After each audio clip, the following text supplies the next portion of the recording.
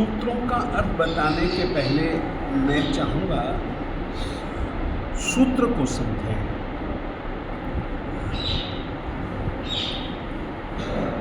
जैन परंपरा में अधिकतर सूत्र प्राकृत भाषा में हैं। थोड़े से सूत्र हैं जो कि संस्कृत भाषा में हैं।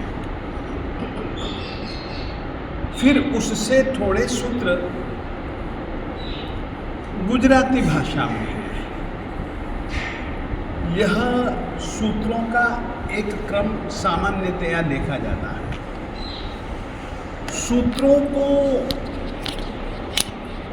हम समझें उसकी अपेक्षा सूत्रों को हम शुद्ध कैसे बोलें यह समझना पहले जरूरी लगता है। शुद्ध बोलेंगे नहीं तो शुद्ध अर्थ हम कभी भी समझ नहीं पाएंगे। सूत्रों को शुद्ध बोलना बहुत ज़्यादा जरूरी है। विशेष करके आप जितने भी अधिकतर लोग बैठे हैं सबकी पंजाबी जबान है और पंजाबी जबान शुरुआत से ही कुछ अशुद्धियां साथ में लेकर के जन्मती है। जिस तरीके से कोई पूछे महाराज जी आपके गुरुजी का नाम क्या, तो मैं कहूँगा मेरे गुरुजी महाराज साहब जी का नाम विजय समुद्र सूरीश्वर जी महाराज जी है। पंजाबी होता ना, मैं पंजाबी लहजे में बोलता तो विजय समुद्र सूरी, जबकि पंजाबी लहजे की अपेक्षा से हम समुद्र को ठीक कह सकते हैं, परंतु सचमुच में वह एक अशुद्ध उच्चारण है।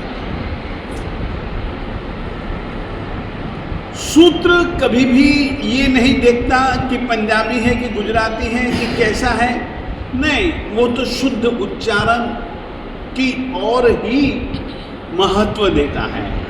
और हमारी जैन परंपरा में कहा जाता है ज्ञानाचार्य 8 अतिचार काले विनय बहुमाने वहाने तह निन्नवणे व्यंजन अथ तदुभये अट्ठविहो नान मायारो। यदि हम व्यंजन यानी कि सामान्यतया व्यंजन जब हम कहते हैं तो व्यंजन का मतलब होता है क से लेकर के ह तक के जितने भी वर्ण हैं वो व्यंजन कहलाते हैं, परंतु ऐसा नहीं है। व्यंजन शब्द का अर्थ है अ से लेकर के ह तक के जितने भी वर्ण हैं वे सब व्यंजन हैं। व्यंजन शब्द का अर्थ होता है कि जिसके माध्यम से आप अपने दिल के भावों को, दिल के अर्थ को अभिव्यक्त करो। और सचमुच में जब तक कि हम अ से लेकर के ह तक के वर्णों के जोड़ तोड़ से बने, संयोग या वियोग से बने शब्दों को जब तक कि हम बोल नहीं पाते हैं तब तक व्यक्ति कभी भी अपने दिल और दिमाग के भावों को अभिव्यक्त नहीं कर पाता है। मैं ऐसे कई बच्चों को जानता हूं जो कि गूंगे हैं और गूंगे होने के कारण से उनकी किस तरीके की परेशानी कि वे अपने दिल के भावों को नहीं बतला पाते, चिढ़ जाते हैं, रोते हैं, तंग परेशान खुद भी होते हैं, दूसरों को भी करते हैं। तो सूत्रों को बिल्कुल शुद्ध रूप से बोलना सबसे पहले वह चीज जरूरी है और उसके लिए हमको स्वरों और व्यंजनों के उच्चारण स्थानों की सही जानकारी होना वो ज्यादा जरूरी है। मैं यह कह सकता हूं, मेरी एक बहुत प्रिय कहानी है कि एक गुरु के पास में दूसरे गुरु ने अपने योग्यतम 2 शिष्यों को भेजा। और कहा कि देखो तुम्हें उनके पास में जाकर के मंत्र दीक्षा लेनी है, मंत्र लेने हैं, मंत्र की साधना करनी है। वो गुरुजी बहुत अच्छे हैं, तुम्हें वे इनकार नहीं करेंगे।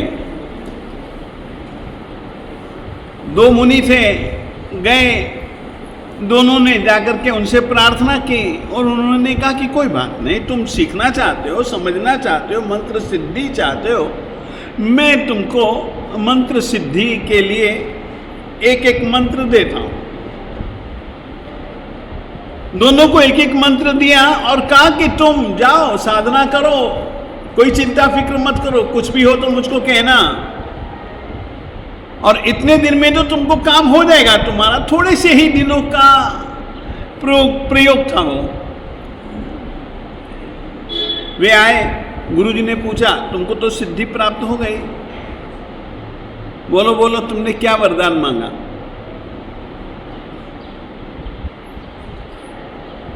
तुम्हारे सामने निश्चित देवता आया होगा। एक ने कहा देवता तो नहीं आया, राक्षस आए थे। क्या बात हो गई? गुरुजी आपने कहा कि देवता लोग कभी भी हीनांग नहीं होते और अधिक अंग भी उनका नहीं होता। देवता आया कि कौन आया? हमारे लिए तो राक्षस आया, उसका आगे निकला हुआ था, दांत पे दांत था। उसने कहा मांगो मांगो। हमने उसको देवता न जान करके हमने उसको कहा हमें तुमसे कुछ नहीं चाहिए, हमने तुमको नहीं बुलाया। दूसरे से पूछा तो दूसरे ने कहा कि अरे उसका तो दांत ही टूटा हुआ था। सामान्यतया गुरुजी समझ गए कि क्या गलती इन्होंने की है, इन्होंने क्या गलती की है। गुरुजी समझ गए। गुरुजी ने कहा कि मैंने जो तुमको मंत्र दिया था तुमने उसका उच्चारण शुद्ध नहीं किया है। जिसको देवता दंड घोड़ा नजर आया वो निश्चित एक अक्षर चूकता है।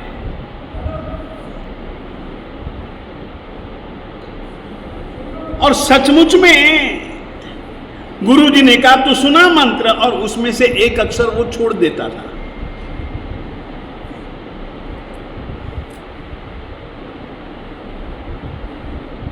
देवता ने आना है या नहीं आना है, मंत्र ने सिद्ध होना है या नहीं होना है। हम अपनी गलती नहीं देखते हैं, मंत्र की गलती ढूंढते हैं, जबकि मंत्र तो सही है, हम ही गलत हैं। हम उच्चारण ही शुद्ध नहीं करते। एक को कहा कि तू एक अक्षर छोड़ गया, दूसरे को कहा कि तू एक अक्षर को डबल करके बोल गया, और उसका ये परिणाम। और सच्चाई थी यह। सूत्रों को शुद्ध बोलिए। जितने भी उसमें वर्ण हैं, वर्णों का जैसा उच्चारण स्थान है, ह्रस्व है, दीर्घ है, प्लुत है, उसी ढंग से बोलिए। संयुक्त अक्षर है, संयुक्त अक्षर को संयुक्त रूप से बोलिए। हलंत है तो उस हलंत को हलंत के ढंग से बोलिए। ये सूत्रों के उच्चारण में सबसे पहली शुद्धि यह होनी ही चाहिए। हम उसके लिए ये नहीं कह सकते कि हम रहे पंजाबी और हमारे नहीं, वहां पर तो सूत्रों को बिल्कुल शुद्ध बोलिएगा। फिर यदि सिद्धि न मिले तो कहिएगा।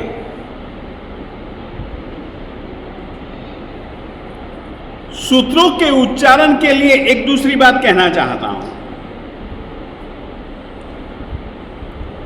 सूत्र में हमारी रुचि क्यों नहीं? सूत्र में हमारी रुचि क्यों नहीं?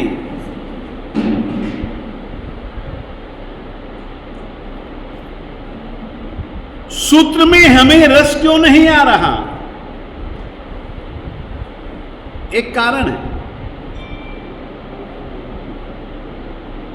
सूत्र जिस भाषा में है हम उस भाषा को जानते ही नहीं। अब मेरे सामने कोई व्यक्ति आकर के इंग्लिश में गिटपिट करे, या मैं ऐसे किसी व्यक्ति के पास में जाऊं जहां पर जाकर के मैं संस्कृत में गिटपिट चालू कर दूं, कोई मतलब नहीं। भैंस के सामने बीन बजाना।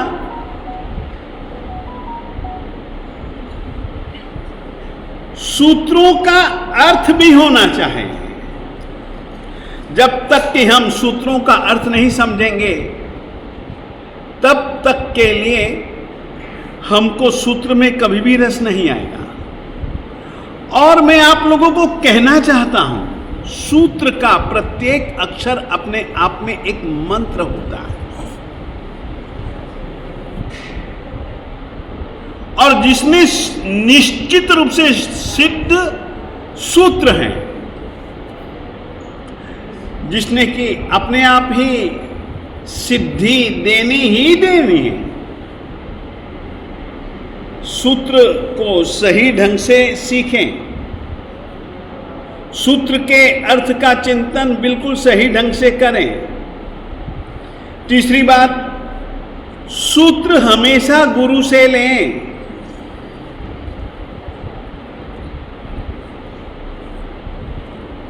गुरु देता है तो सूत्र फलता है।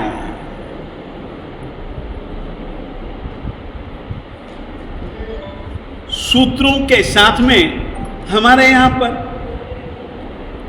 साधु साध्वी तो प्रतिदिन सूत्रों में किन किन बातों का ध्यान रखना है, उन बातों को यदि हम चूकते हैं ना, तो उसके लिए हमें तो माफी मांगनी पड़ती है। सूत्रों को बोलने में हमको घोष, अघोष, हलंत, पद कि पद की पूर्ति, अर्थ की पूर्ति कहां कहां होती है, कहां पर पद में अल्प विराम, अर्ध विराम, पूर्ण विराम, कितने कितने अक्षरों का एक एक छंद, छंद का एक एक पाद, कितनी ह्रस्व मात्राएं, कितनी दीर्घ मात्राएं, कितने लघु अक्षर, कितने दीर्घ अक्षर इत्यादि की एक व्यवस्था बनी हुई है, और सूत्रों को उसी अवस्था से बोला जाना चाहिए। मैं उस तरह से जुड़ा हुआ हूं, और यह कार्य हमने चालू कर दिया है। सूत्रों को हम सही ढंग से बोलें, सूत्रों को हम अर्थ सहित बोलें। यह विषय हमारा 30 तारीख से चालू हो जाएगा, और ये जो मैं लेक्चर बोल रहा हूं उस विषय को ध्यान में रख करके दे रहा हूं। पहले तो हम शुद्ध उच्चारण करेंगे, फिर एक दूसरी आज की तारीख में एक बड़ी गलत परंपरा चल पड़ी है, जो कि व्यक्ति को अशुद्धि की ओर ज्यादा खींच करके ले जाती है। फिर से कहना चाहता हूं, एक गलत प्रथा चल पड़ी है, जिसके कारण से व्यक्ति ज्यादा से ज्यादा सूत्रों को अशुद्ध बोलने की कोशिश करता है, और वह प्रथा है राग से बोलना, और राग में भी अधिकतर फिल्मी रागों में बोलना। उदाहरण, अभी अभी नमस्कार महामंत्र को लेकर के सामूहिक जाप रखा गया ना, तो मुझे बहुत अच्छा अवसर मिल गया, क्योंकि नरेंद्र मोदी की सभा में जिसने नमस्कार महामंत्र बोलना था, वो लड़की मेरे पास में आ गई। वो इसीलिए आई कि मुझे आशीर्वाद दो, मैं जाकर के बोलने वाली हूं। ठीक है, मैंने तो आशीर्वाद दिया, क्योंकि बहुत अच्छा काम था, इसलिए आशीर्वाद तो देना चाहिए ही था। और मैं अच्छा समझा कि मेरे ही पास में आई है, बहुत अच्छी बात है। मैंने पूछा उससे, आप कैसे बोलोगी? आपने तो केवल उसके सभा में नहीं बोलना है, बोलना है पूरे के पूरे विश्व के लिए बोलना है, तो कैसे बोलोगी?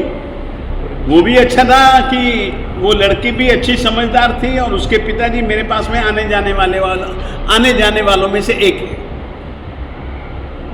तो उसने कहा, नमो अरिहंताणम, नमो सिद्धाणम, नमो आयरियानम।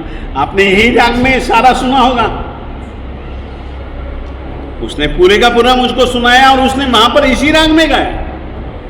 मैंने उसको कहा कि देख, तू बहुत गलती कर रही है, तुझे मना कर देना चाहिए, या तो पहले ठीक ढंग से सीख। तू गलत बोल करके सारी दुनिया को गलत पद्धति का नवकार मंत्र सिखला रहे। तूने सबको बुलाना है, मोदी जी तेरी सभा में होंगे, सभी जनों ने कि मोदी जी सुनने वाले थे तो सही ही होगा, जबकि तू गलत बोल रही है। उसको मैंने शुद्ध करवाने की चेष्टा की। अब वो तो वही राग, वो इतनी जल्दी कोई छोड़ी ना छूट जाती है।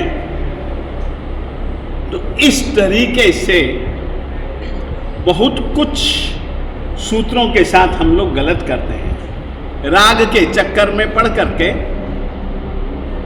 जिन सूत्रों को शुद्ध बोलने का परिणाम मन शुद्धि है, वचन शुद्धि है, काय शुद्धि है, आत्म शुद्धि है,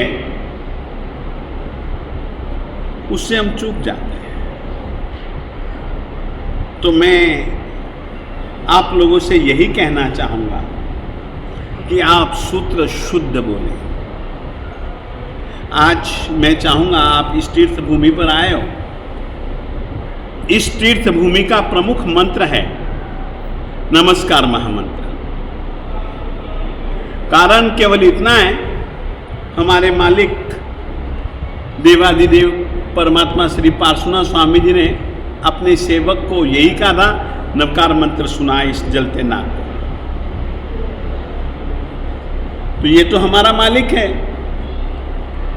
इसी ने कहा कि नवकार मंत्र सुना, और नवकार मंत्र सुनते सुनते और परमात्मा पार्श्वनाथ स्वामी जी का श्रीमुख देखते देखते उसका दिल बिल्कुल शांत हो गया। शांति से उसने प्राण छोड़े, और अंत समय में परमात्मा को देख रहा था, सुन रहा था कानों से, देख रहा था आंखों से। तो मैं आप लोगों को शुद्ध उच्चारण नमस्कार महामंत्र का करवाता हूं। आप लोगों ने देखा होगा कितने जन नमो अरिहंताणम बोलते हैं, और कितने जन नमो अरिहंताणम बोलते हैं। पहले तो मैं आप लोगों को इन दोनों में अंतर अनुभव करवाना चाहता हूं कि नमो बोलने से क्या परिणाम और नमो बोलने से क्या परिणाम, ताकि आपको क्या बोलना चाहिए वो आप स्वयं निर्णय करें। मैं अपना निर्णय नहीं किसी को देना चाह रहा हूं, बिल्कुल सीधे बैठे, थल्ले बैठ जाते, नहीं बैठ सकेंगे। आप महसूस कीजिए और बताइए, आप खुद महसूस करके बताइए। आप न बोलते हैं, न, नमो अरिहंतानम, तो न की ध्वनि कहां से आती है? और आप लोग नामो अरिहंतानम बोलते हैं तो ध्वनि कहां से आती है? उच्चारण करके देखिए, आंखें बंद करेंगे तो ही कुछ सुनाई देगा, आपको कुछ महसूस कर पाओगे।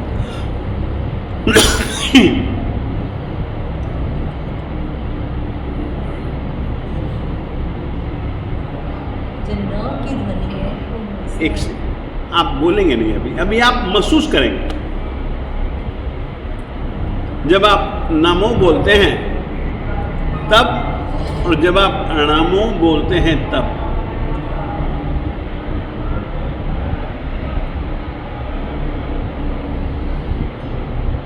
अब कोई बताना चाहे तो बताएं। न की जो ध्वनि है वो इसके ऊपर के भाग से आती है, न, और अणा के जो स्वर आता है वो उसकी जो एहसास होता है वो यहाँ से होता है, वो इतने भाग में होता है अणा, और ना जो होता है वो यहाँ से ऊपर होता है, ऐसा महसूस। और कोई बताएं? नाभि से जाता है, नाभि से ऊपर की तरफ जाता है अणा। अणा नाभि से निकल रहा, न का स्वर जो आ रहा है, न मुंह में से ऐसे ही निकल रहा था आराम से, बिना एफर्ट्स किए। और कोई अपना अनुभव बताना चाहेगा? ण में ना वाइब्रेशन है, ओम की तरह वाइब्रेशन ण में, न में वाइब्रेशन नहीं है। न एक सिंपल वर्ड है, जैसे हमने बोल दिया न, ण में वाइब्रेशन है, और ये कंठ से निकला यहाँ नीचे। और कोई कुछ कहेगा?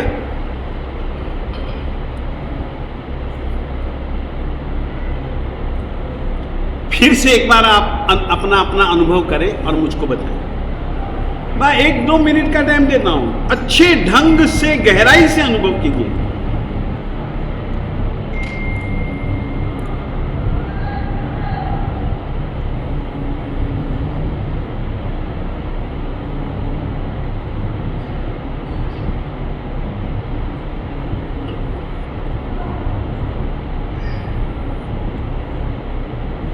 ठीक है, अब बताइए।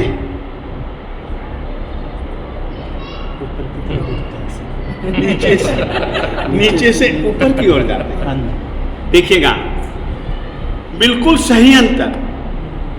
आप न बोलते हैं ना, आपको इससे नीचे कुछ महसूस ही नहीं होगा, कंठ से बस निकला। आप ण बोलेंगे णामो, हृदय से नीचे नाभि से आप महसूस कर सकते हैं। साधना के लिए णामो,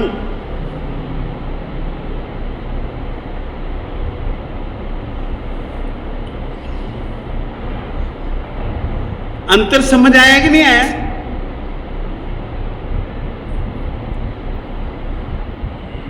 अंतर समझ में आया या नहीं आया? साधना करनी हो, क्योंकि यहां पर हम ध्यान केंद्र भी बनाने वाले, और इतना ही नहीं, हम नमस्कार महामंत्र की आराधना करवा भी चुके। वहां पर हमने इस तरीके के प्रयोग करवाए थे, परंतु कुछ चुनिंदा लोगों के लिए।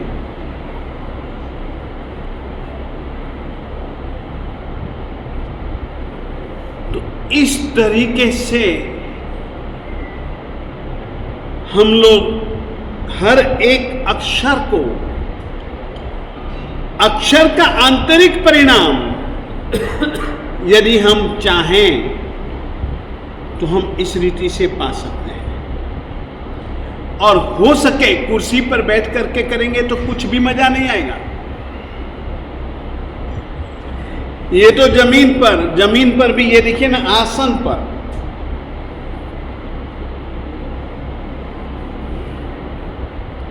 सीधा बैठकर, कमर सीधी, पीठ सीधी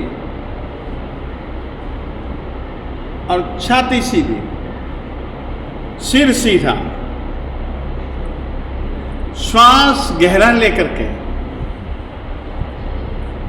नमो और नमो में अंतर किस लिए? इनका उच्चारण स्थान जुदा जुदा है, इस कारण से इसका परिणाम भी जुदा जुदा है।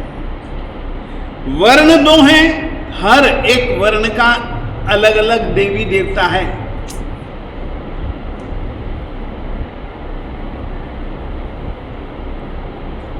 तो इस तरीके से हम लोगों को, यदि हम शुद्ध उच्चारण करते हैं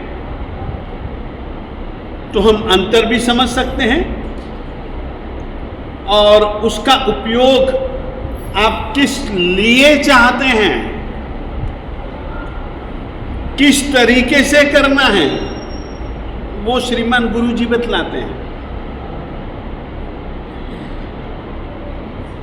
इतनी बात तो मैं केवल उच्चारण के विषय को लेकर के, और हम यदि सही ढंग से उच्चारण करें तो जहां पर चोट हमको पहुंचानी है, वहां पर चोट जिन अंगों पर से हमको श्वास का घर्षण चाहिए, उस तरीके का घर्षण और उसका परिणाम। तो इस कारण से मैं आप लोगों से कहना चाहूंगा कि सूत्र और अर्थ की क्लास जो हम 30 तारीख से प्रारंभ करने जा रहे हैं, उसका यह पाठ, पहला पाठ आज मैं आपको देता हूं। अब सूत्र के विषय में कुछ जानकारी मैंने आपको दी, अब थोड़ी सी बात अर्थ को लेकर के कहता हूं।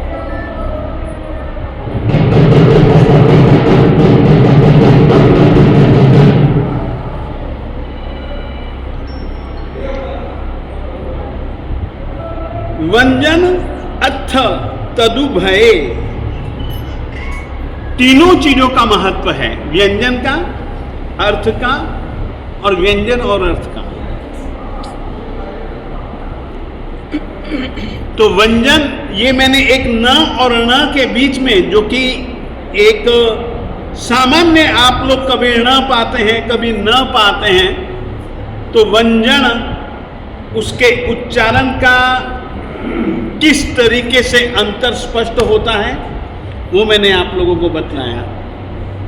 नमस्कार महामंत्र में ऐसे कई कई कई शब्द हैं, जैसे कि कल्प वृक्ष को बोना हो तो कल्प वृक्ष का बीज चाहिए, आम को बोना हो आम का चाहिए, अनार को बोना हो अनार का चाहिए। नमस्कार महामंत्र जैन परंपरा का एक ऐसा महामंत्र है जिसमें से कि मंत्राक्षरों के बीज मंत्र पैदा होते हैं।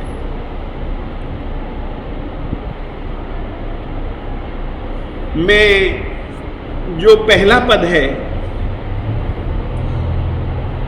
नामो अरिहंताणम या अणामो अरिहंताणम, चाहे नामो बोलो चाहे अणामो बोलो,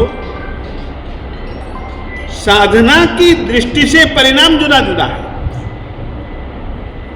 मैं अर्थ बतलाना चाहता हूं तो चाहे नमो बोलो चाहे अणामो बोलो, उसका अर्थ है नमस्कार हो। अरिहंताणम, अरिहंत भगवंतों को नमस्कार। सामान्यतया नमस्कार महामंत्र में देव, गुरु और धर्म तत्व, इन तीनों का समावेश है। नमो कहें चाहे नमो कहें, उसमें समावेश धर्म तत्व का है। नमो का मतलब होता है नमस्कार। नमस्कार एक इस तरीके की क्रिया है जिस क्रिया को हम धर्म क्रिया कहते हैं। विनय जिन शासन समूलम, विनय जिन शासन का मूल है। जिन धर्म का मूल तत्व अगर कोई है तो नमो है। एसो पंच नमुक्कारो है। ये धर्म तत्व है। देव तत्व, अरिहंत और सिद्ध, इस महामंत्र के माध्यम से जिन पंच परमेष्ठी भगवंतों को हम नमन करते हैं, उन पंच परमेष्ठी तत्व में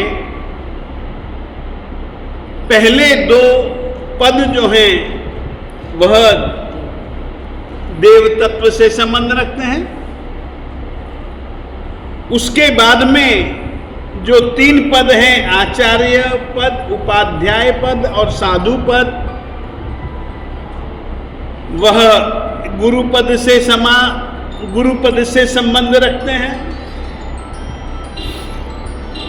उसके बाद एसो पंच नमुक्कारो सब पावपणासणो मंगलाणम च सव्वेसिम पढ़मम हवहि मंगलम। ये जो चार पद हैं, इन चार पदों को चूलिका पद कहा जाता है। क्या कहा जाता है? चूलिका पद कहा जाता है। चूलिका शब्द का अर्थ होता है, चूलिका पदों का मतलब होता है जो पहले हमने 5 पद कहे उनका फलादेश।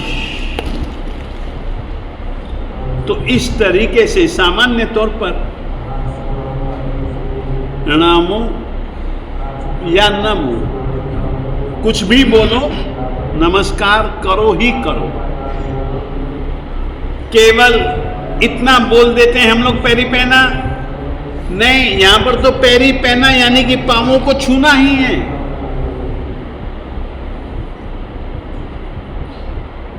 सूत्र का एक दोष कहना चाहता हूं। सूत्र को कई दोष है। एक दोष है योगहीनम। यदि मैंने सूत्र को मन वचन काया से जोड़ करके नहीं बोला तो वह सूत्र का एक दोष है। फिर से कहना चाहता हूं, योगहीनम, ये आज मैं आप लोगों को एक दोष बता रहा हूं। मंत्र जपते समय या सूत्र बोलते समय यदि आप मन वचन और काया को नहीं जोड़ते हैं तो वह एक बहुत बड़ा दोष है कि सूत्र आपने सही ढंग से नहीं बोला। तो मन वचन काया के योग के साथ नमस्कार महामंत्र का उपयोग करें।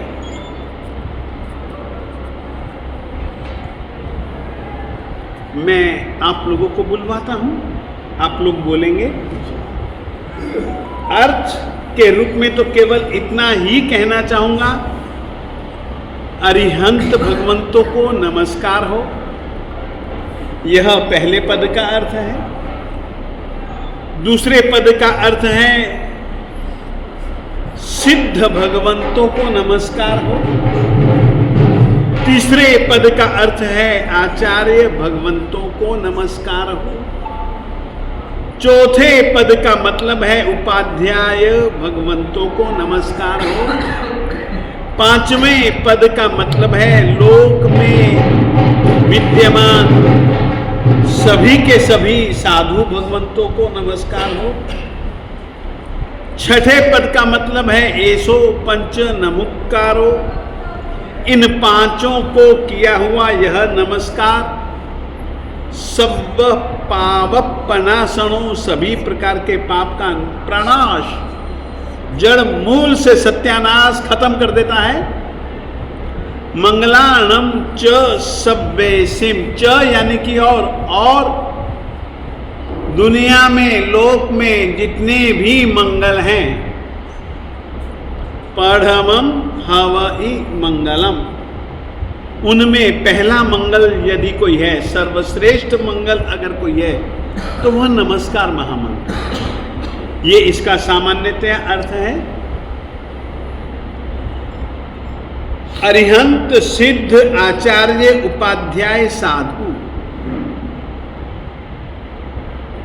किसी व्यक्ति के वाची ये 5 पद नहीं है। ये 5 पद अलग अलग तरीके की आत्मिक योग्यता और कार्य करने वालों के लिए ये 5 पद हैं। तो इस तरीके से मैं चाहूंगा कि आप लोग सूत्र और अर्थ सही ढंग से जाने, सही ढंग से बोले, और इसको यदि आप लोग सुनना चाहते हैं तो संदेश चैनल पर आप लोग बहुत शांति से सप्ताह में आप लोग 1 दिन या 2 दिन सूत्रों को लेकर के, प्रत्येक सूत्र को लेकर के बोलूंगा और विस्तार से बोलूंगा। ये तो ठीक, आज बहन ने कहा तो मैंने कहा कि चलो आज के दिन मेरी क्लास लग जाए तो अच्छा है। तो आज के दिन की मेरी क्लास यहाँ पर पूरी करता हूँ।